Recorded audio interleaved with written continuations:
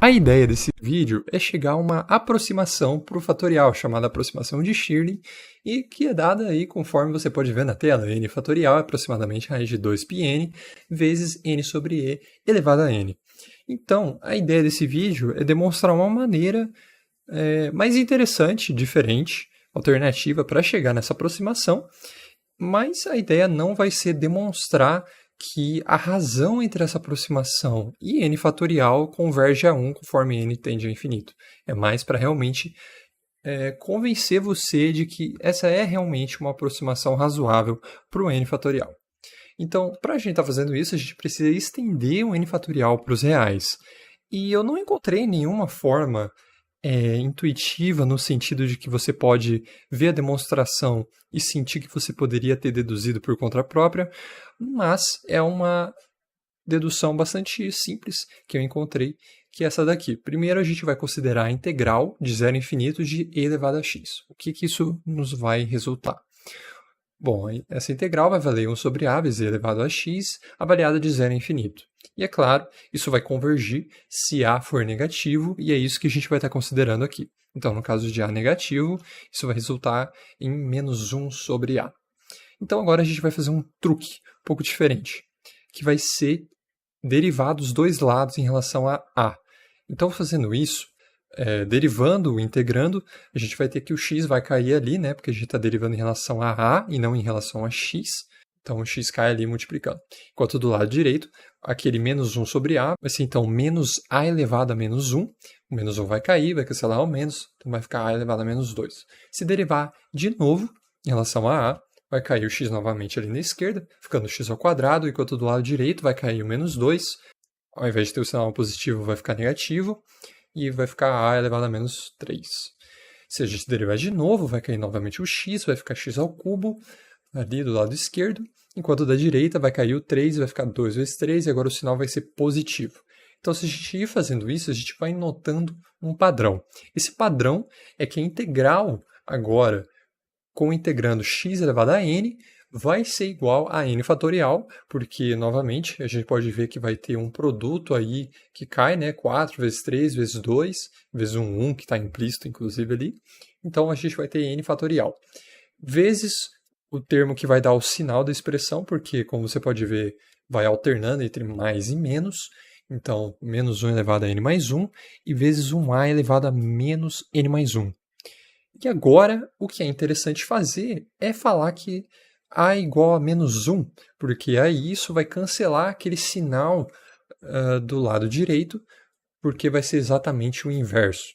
Então, vai ficar aí apenas n fatorial, se a gente colocar a igual a menos 1, e então a gente conclui que n fatorial é essa integral aí que também pode ser aplicada para números não inteiros. Então agora tem uma expressão bacana para trabalhar e com isso vai tentar achar a aproximação. Vamos olhar então para essa função que está dentro da integral. X elevado a n vezes e elevado a menos x. Vamos chamar essa função de f de x. Então, a primeira coisa que a gente percebe é que para o nosso intervalo de interesse, que é x maior que zero, porque a integral é de zero até infinito, a gente vai ter que a função é sempre positiva. Então, é sempre positiva, maior que zero, para todo x maior que zero. E outra coisa que percebe é que ela vai ser igual a zero em x igual a zero, e ela vai tender a zero conforme x vai indo para o infinito. Isso acontece, é claro, porque a gente tem um x elevado a n aqui, que vai zerar isso aqui quando x é igual a zero, e essa exponencial negativa aqui vai acabar sempre vencendo qualquer polinômio, então vai ir a zero conforme x vai ao infinito. Agora, já tem uma pequena noção aí do que está acontecendo, mas para analisar melhor o comportamento, vale a pena analisar as derivadas da função.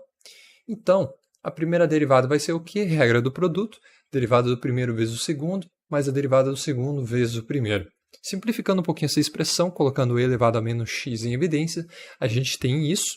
E agora também colocando x elevado a n menos 1 em evidência, vai ter essa careta aí da primeira derivada. Então, quais são os pontos críticos, né? Que é quando a primeira derivada vai ser igual a zero.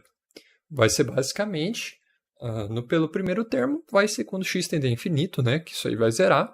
Ou em x igual a zero, Mas o mais interessante é quando aquele terceiro termo da multiplicação for zerado, n menos x. Isso acontece quando x igual a n.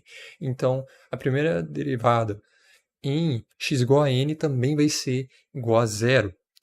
E a gente conclui disso que já consegue ter uma certa noção aí do que está acontecendo com a função. Porque, em x igual a zero vai ser igual a zero e plano. E ela vai ser crescente, porque, inclusive, isso vale citar, como esses dois primeiros termos são sempre positivos, o que vai definir o sinal vai ser esse terceiro termo. E para x menor que n, vai ser sempre positivo. Então, a função está crescendo. X maior que n, a função vai ser negativo e a função vai estar decrescendo.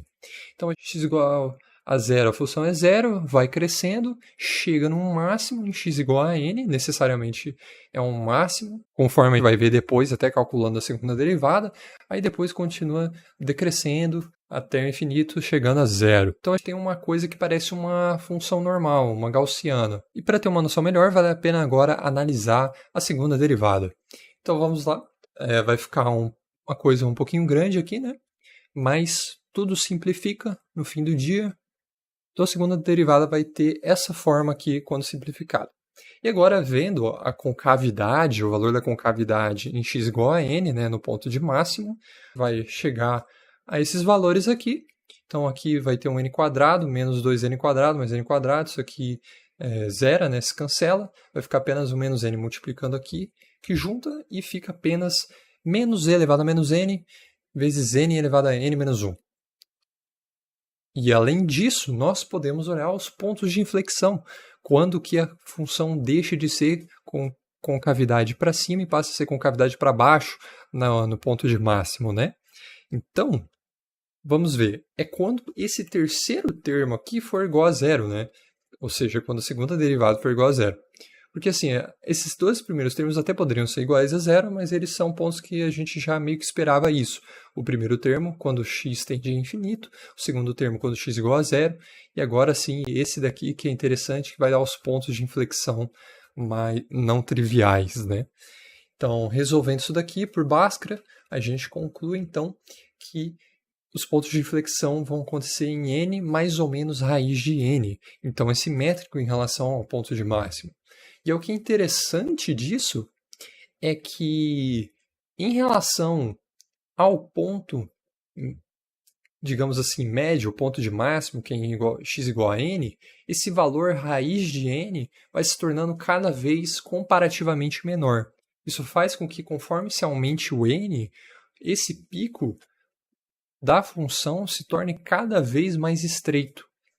E assim, cada vez mais, justamente também pelo fato de ser simétrico esses pontos de inflexão, a função realmente acaba se tornando cada vez mais simétrica e cada vez mais a gente vai poder então aproximar ela por uma gaussiana. Então é isso que vai fazer, vai aproximar a função f de x por uma função g de x que vai ter a forma de uma gaussiana. E claro que a gaussiana vai ter essa cara de e elevado a menos x quadrado, mas essa não vai ser a função em si. A gente precisa determinar o quão estreita vai ser essa função, né? Então, divide o x por um sigma que vai agir efetivamente como uma espécie de desvio padrão. E, é claro, mover o centro da gaussiana para o ponto de máximo. Então, desloca para a direita para um valor de n ali, subtraindo de x. E é claro que o ponto de máximo dessa função aí vai ser igual a 1, que vai ser quando x igual a n, vai dar igual a 1. Então, ele precisa multiplicar pelo valor da função f no ponto x igual a n, que vai ser, então, e elevado a menos n, vezes n elevado a n. Então, multiplica isso aí na função e vai ter essa cara aí. Só que ainda precisa encontrar o sigma, precisa encontrar o quão larga é a nossa função. E para fazer isso está relacionado à concavidade justamente no ponto de máximo. Então, o que a gente vai estar impondo aqui é que a segunda derivada de g em n vai ter que ser igual à segunda derivada de f em n. Para isso, precisa calcular a segunda derivada de g. A primeira derivada vai se dar dessa forma aqui, a exponencial continua, mas pela regra da cadeia vai ter que multiplicar a derivada desse carinha aqui no expoente, vai cair o 2, mas também tem que derivar esse termo aqui, que vai ser 1 sobre sigma, então vai acabar ficando um sigma ao quadrado aqui. Então, juntando aqui as constantes do lado esquerdo, a gente vai ter essa expressão aqui. Agora, pegando a segunda derivada, a gente vai ter algo maior, e finalmente eu tive que diminuir a fonte dos slides para poder caber, e vai ficar com essa expressão aqui. Então, novamente, derivada do primeiro vezes o segundo, mais a derivada do segundo vezes o primeiro. E a verdade é que nem precisava necessariamente ter feito todas essas coisas aqui, porque quando a gente calcular em x igual a n, o que vai acontecer? Vai acontecer que todo esse termo aqui nos colchetes vai acabar sumindo, porque esse segundo termo aqui ele zera, e esse primeiro termo aqui é igual a 1. Então, vai ficar dessa forma aqui. Igualando, então, a segunda derivada de f em n, a gente vai chegar a essa equação, e que, portanto, tirando menos, dividindo por e elevado a menos n, dividindo por n elevado a n menos 1, então a gente chega que sigma é raiz de 2n. Então, por fim, vai ter essa cara de função gaussiana. Então, coloquemos na função n fatorial que nós encontramos na integral. Porém, agora vai ser uma aproximação. Então, n fatorial vai ser aproximadamente essa integral dessa gaussiana. Tirando os termos constantes para fora, vamos fazer então agora uma substituição de variável, u igual ao termo aqui dentro do expoente, x menos n sobre raiz de 2n. Então, a gente chega aqui, dx é raiz de 2n du. E para mudar os limites de integração, x igual a 0 implica que u igual a menos raiz de n sobre 2. Então, vai ficar dessa forma aqui. E qual que é a questão aqui? Essa integral, ela é quase uma integral gaussiana. Conforme n aumenta, mais vai abranger toda a área da gaussiana, porque cada vez mais esse termo aqui vai estar indo para o menos infinito. E é claro que a maior parte da área da gaussiana está concentrada em torno de u igual a 0 nesse caso. Então, realmente vai se tornar cada vez mais desprezível a nova área que isso aqui vai pegando conforme n aumenta. Então, para todos os fins práticos, isso aqui é efetivamente igual à integral de menos infinito a infinito. E isso aqui é a integral gaussiana já conhecida, que vai ser igual a raiz de π. Então, chega essa expressão, movendo o termo da raiz para o lado esquerdo, colocando o e elevado a menos n no denominador, colocando tudo elevado a n para simplificar, e aí chega na expressão que a gente queria para o n fatorial.